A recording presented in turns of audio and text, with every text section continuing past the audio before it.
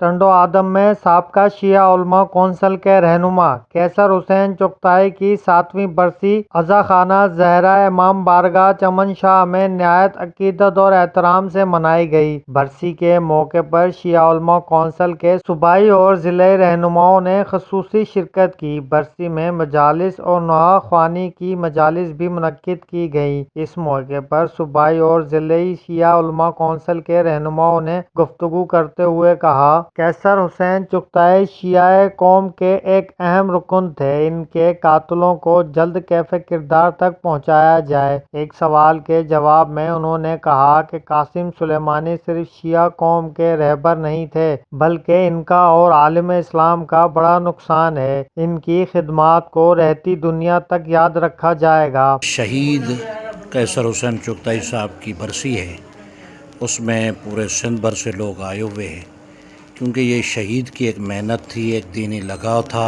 اور ایک قیادت کے ساتھ اور اسلام کے ساتھ اور پاکستان کے ساتھ اس کی محبت تھی، جس کی وجہ سے آج لوگ ان کو خراج تحسین پیش کرنے آئے ہیں۔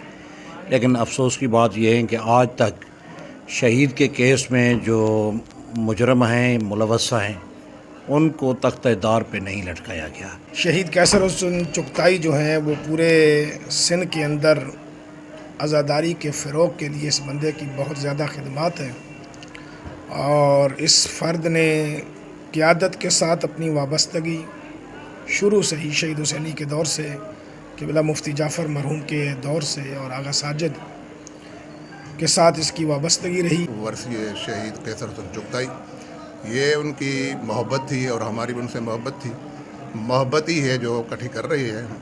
اور جب شہید کا جنازہ ہوا تھا تو ہم بھی ان میں اکٹھے بھی تھے، اور ہمارا محبت تھا اور ہماری بھی ان سے محبت۔ شہید علامہ قیصر حسین چغتائی صاحب کی جو شہادت کا دن ہے، آج ورثی ہے، اس کے لیے جو ہم سارے اکٹھے ہوئے ہیں، اور اس لیے ہم جو بھی آپ دیکھیں جو پاکستان میں جو بھی علماء شہید ہوئے ہیں ان کے قاتلوں کو آج تک کوئی بھی پھانسی نہیں دی گئی۔ انہوں نے حکومت سے مطالبہ کیا کہ شہید قیصر حسین چغتائی اور شکارپور واقعے میں ملوث عناصر ملزمان کو کیف کردار تک پہنچایا جائے۔ اس موقع پر علامہ عمران عباس کاظمی، مولانا مدد علی سعیدی، علامہ اسد اقبال زیدی، طارق حسین لغاری، علامہ سید عزیز اللہ شاہ، اکبر حسین چغتائی سمیت ٹنڈو آدم اور گرد و نواح دیہاتوں کے ہزاروں افراد نے شرکت کی۔ کیمرہ ٹیم کے ساتھ اشفاق گوری، وطن نیوز، ٹنڈو آدم۔